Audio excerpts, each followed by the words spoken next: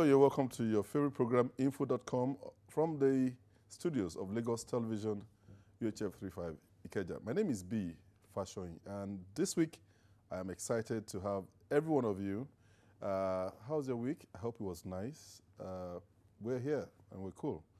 This week we'll be taking a look at a very germane issue.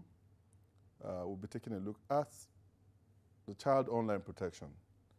And the question is, who should shoulder the responsibility? And what do I mean? We all have kids these days who have iPads, they have phones, they have tablets, they have phablets, they've got computers, they've got, laptops. And you just see, you know that your child is in the house, but he's online most of the time. What is he or she doing? Who are they talking to? Who takes charge of what they look at on the internet? These are things that we need to take a look at. We'll talk about net neutrality. Is there any such thing as net neutrality? What should parents be doing? Yes, we had issues of some people being killed, a child, some people being raped and stuff, but there has to be an intervention somewhere. So my guest this week will be Yetunde Johnson. You know her already, CEO of Slingshot Technologies. She'll be my guest, and we'll take a look at that. And in the second segment, the gentleman who was here last week and Yetunde Johnson will be taking a look at websites and businesses. So if you're a CEO, or you are head of business development, or you're an IT manager, you want to listen to this. It's very, very important. You need to drive your businesses, you need to drive your sales, you need to drive traffic, you need to build your brand equity. And this and many more are things we'll be talking about today on info.com. Don't go anywhere, because I'm here.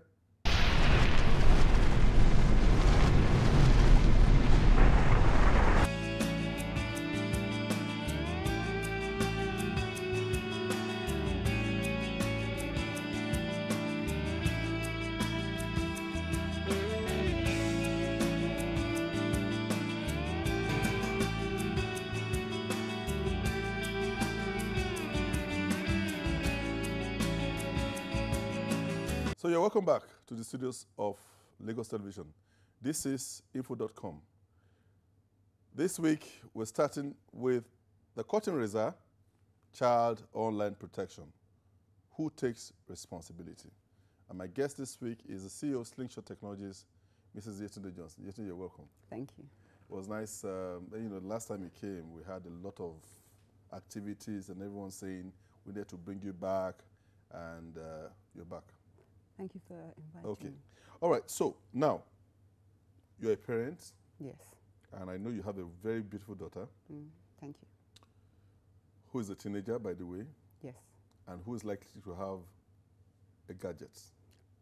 Yes. So, she's online. She's online. Most of the time. Most of the time. How do you determine what she should be taking a look at and what she should not do online?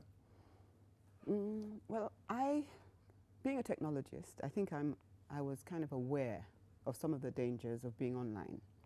So when she was kind of showing signs that she wanted to be online, for instance with Facebook or with Twitter, I kind of, my husband and I decided that we would be her first friends, to be a part of the community, to just watch and monitor. And then occasionally I browse through and search for her and check online myself.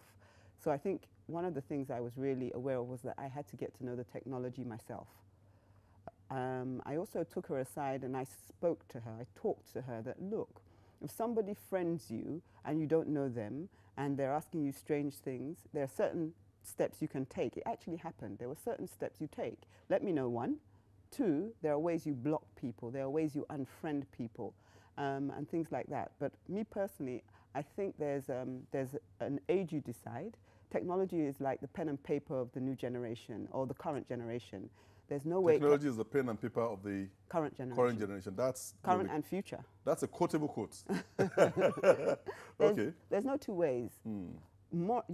Children younger and younger, they can pick up your phone and they will start doing things that you haven't even begun to understood. there was a term that they used to use. They are digital natives. Digital natives, yes. Whereas most of us are digital immigrants. Immigrants. But I feel it's the parents' responsibility to get to know the technology. You can't say, well, I banned them from it. You can't do that. Their world is virtual. The books are online. There's knowledge online. But you have to restrict them in the same way you would restrict them in real life. If there was no internet, my daughter would want to go to the library.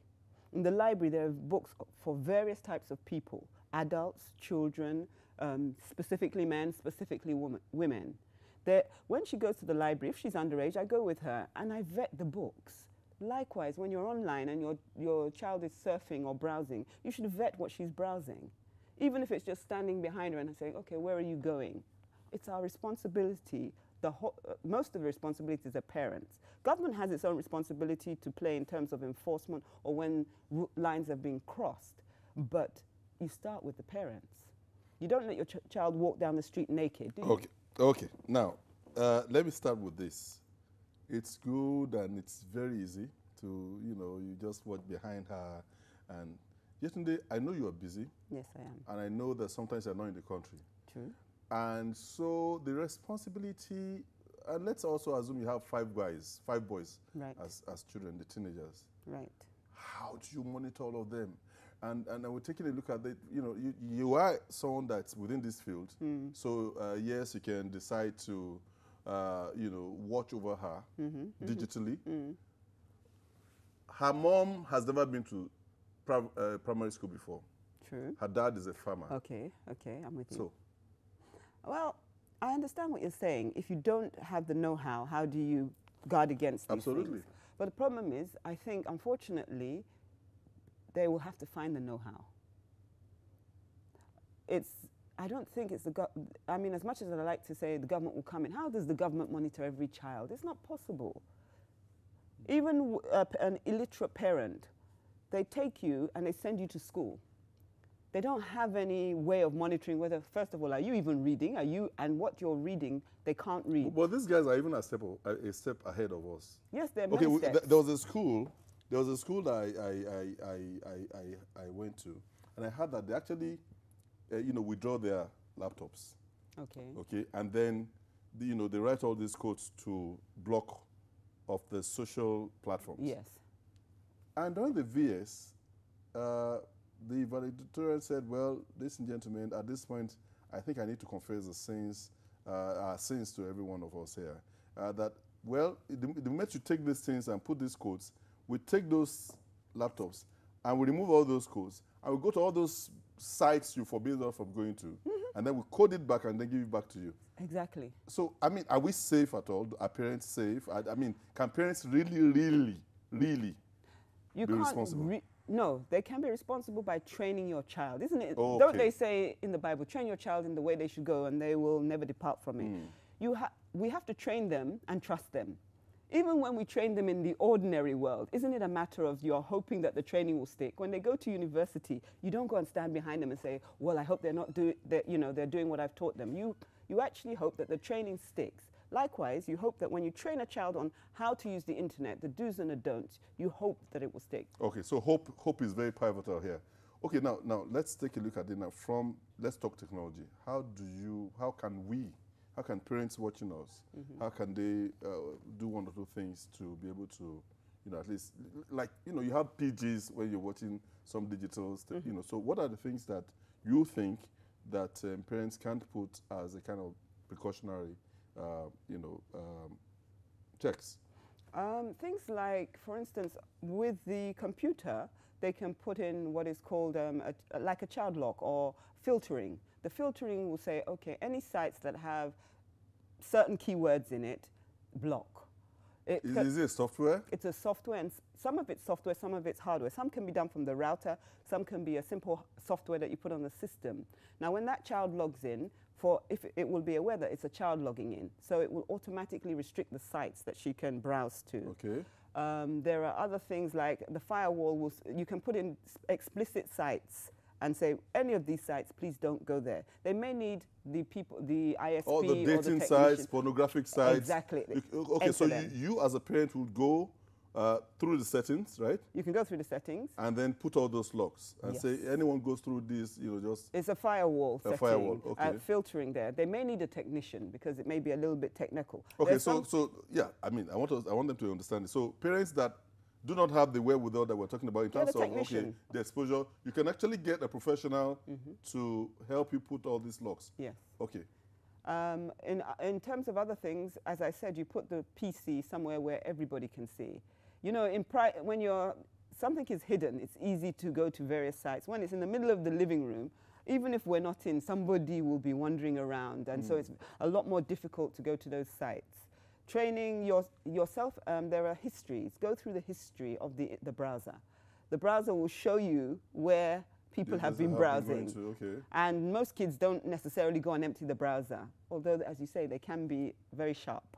Is there anything for the government in all of this? Is there any role for the government to play in terms of helping to restrict sites that my children can go to? You see, I find the internet is like a public road. I don't see the government sort of restricting the public road until you contravene. So I think it's better to train your child how to use it. Okay, more of the responsibility are with the parents. I feel so. Than the government. Okay, today, thank you. I know you're not going anywhere. Of course, we'll be right back after this time out. This is stillinfo.com, and we're here live at the studios. Join us.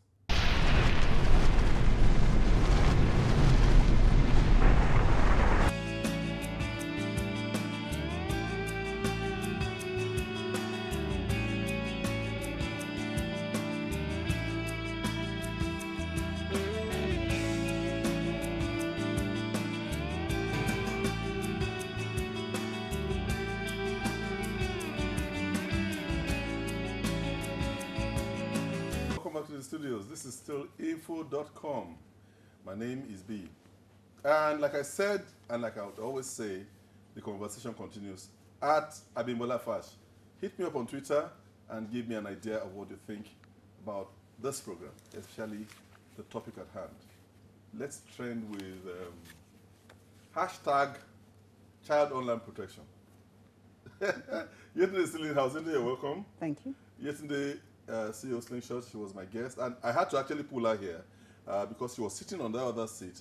But I thought to myself, she has the capacity to handle two men. No, not that way. Okay, and we have Abraham. Tayo Abraham. Tayo Abraham was here last week. He's an IT expert. Business technology. He's a business technologist. Let me use that because he's played within the platform of IT in major banks and major business institutions. You're welcome. Thank you. Thanks for last week. It was nice. We had the NCC. I told you that we had the NCC. They called us immediately to say, "Wow, we watched that program and they liked the analysis. You guys are balanced." Okay, thank you, ladies and gentlemen. And this week I want us to take a look at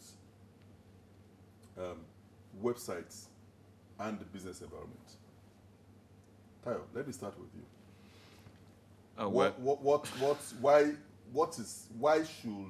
What's the importance of websites to businesses? Websites actually represent a business. It represents the object and the entity within the business.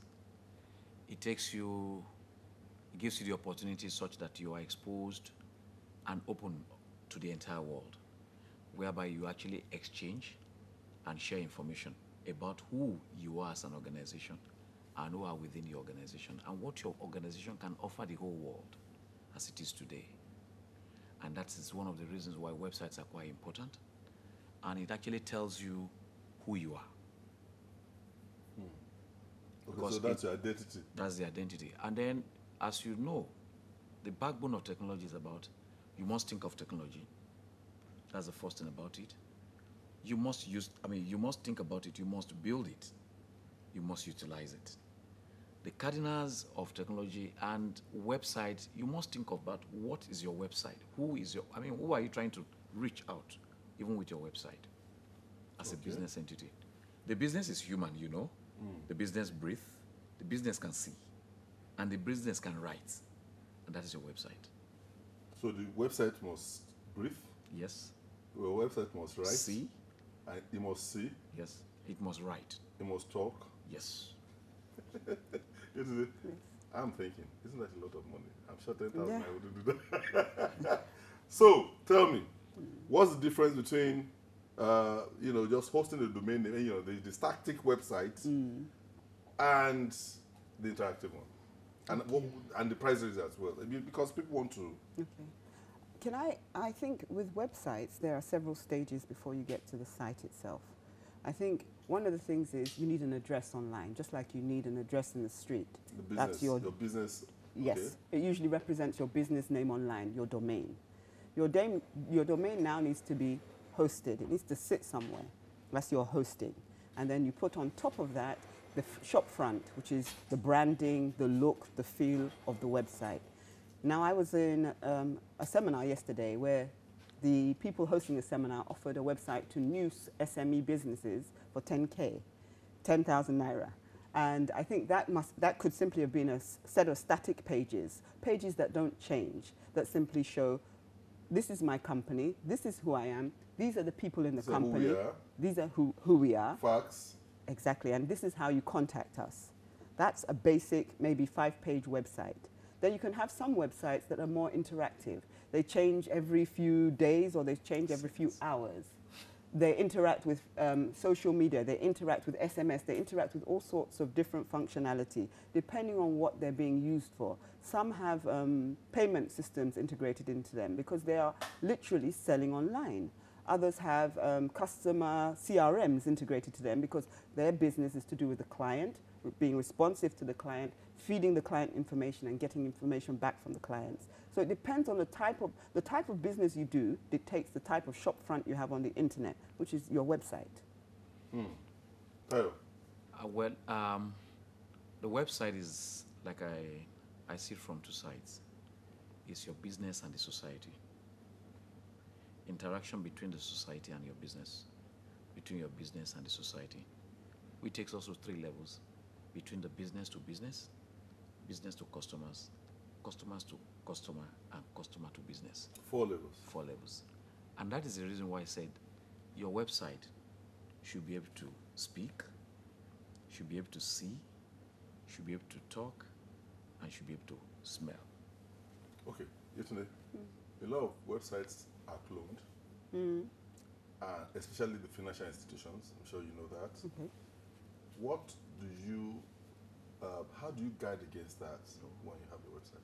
Okay, security online. Security, yes. There are certain things in the back end of the website that you can do for that. There is a degree of securing the administrative side to a website, which you put on the lock and key, don't make it easily accessible. You have certain internet bodies like VeriSign and things like this that will put a stamp on the website and will constantly monitor the website for unusual activity. You also have what is called a secure socket layer. And you'll see HTTPS, you'll see padlocks that will tell you that they have that added security when you browse to it. There are various things that you can do, but they're technical things that are done behind the website to ensure that it's monitored, it's secure, it can detect malware, things like that. So there are various technical things at the back. At the back, what do you see? I mean, she's talked about this HTTP. P. Yes. There's S. Which one is the fake? The one without the S or the one with the let me try to bring a technical description of it or into what the viewers are listening to. When you go to a house, there's always a key to the house. That is to say that, and each house has a door. Has rooms, and each room has a door. And each of those doors probably has a key, either automatic lock or manual lock. So whichever one you really want to apply to your website, which is talking about you. Do you want to lock your mouth? Or do you want to close your nose? Or do you want to close your eyes? Which is the website. That is to say that there are things you don't want people to see, or there are things you don't want people to change. There are things you don't want people to actually touch. It's just for an information. That is the day-to-day description of how a website could feel and look. And in true sense of it, for any SMEs or for anyone who is actually building a conglomerate. It's the same rule that applies. But the thing is this, what purpose do you really want to achieve with that website? You find also there's a cost implication.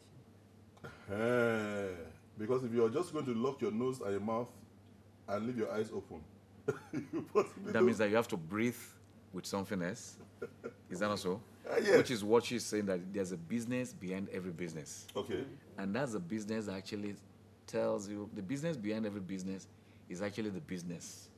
That is to say that the function... Okay, now I'm going to quote you again. Good. The business behind every business is the business.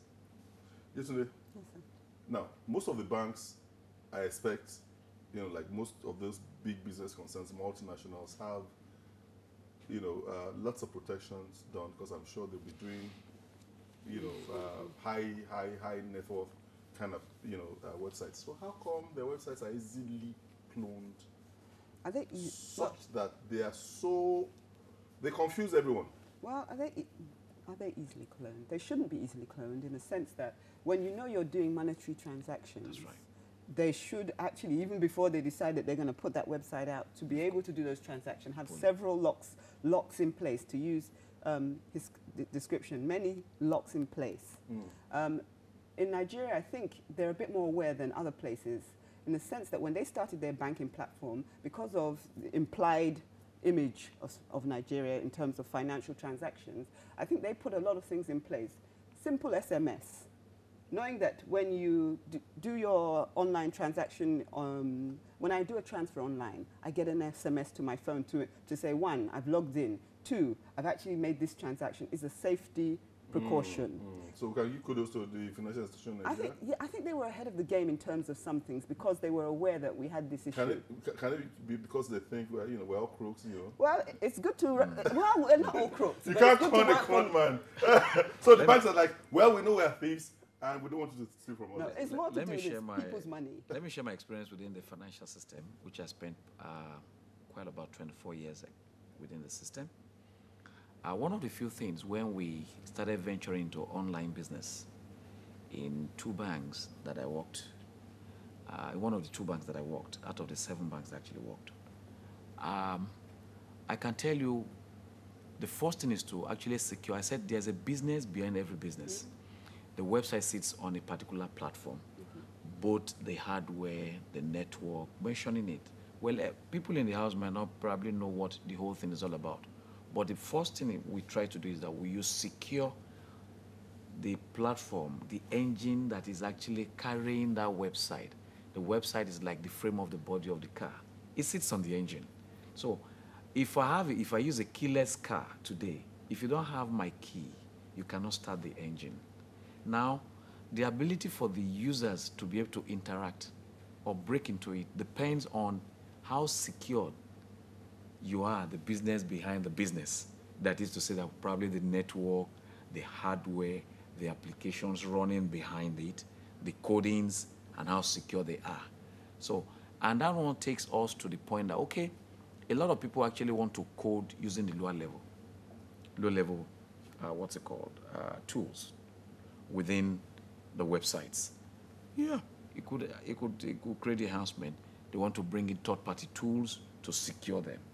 Those are the few things I could remember that as of 2002, I can't mention the value of the millions of naira spent to secure the business behind that business and to also secure the face of that business on the internet. The only way to secure this program is for me to get out of the studio now. So, ladies and gentlemen, I want to thank you so very much, Yetunde. And Ogata, you're coming back again next week, no doubt about that. And you, I think I'm going to secure this slingshot to hold you on this platform. Well, that's how far we can go this week on info.com. Next week promises to be exciting. But like I said, let this conversation continue. Tweet at me at Abimbola Fash. Let's find out what your positions are on some of these issues. Yesterday, at Slingshot Tech. Yes, Slingshot Tech. At Slingshot Tech, yes. Okay, and Tayo? Abraham at sportsandgalileo.com. Abraham at sportsandgalileo.com. Did you lock it? Yes. Okay, don't lock your station. This is still LTV. Keep watching us, because from me and the crew, good night and God bless you. Good night.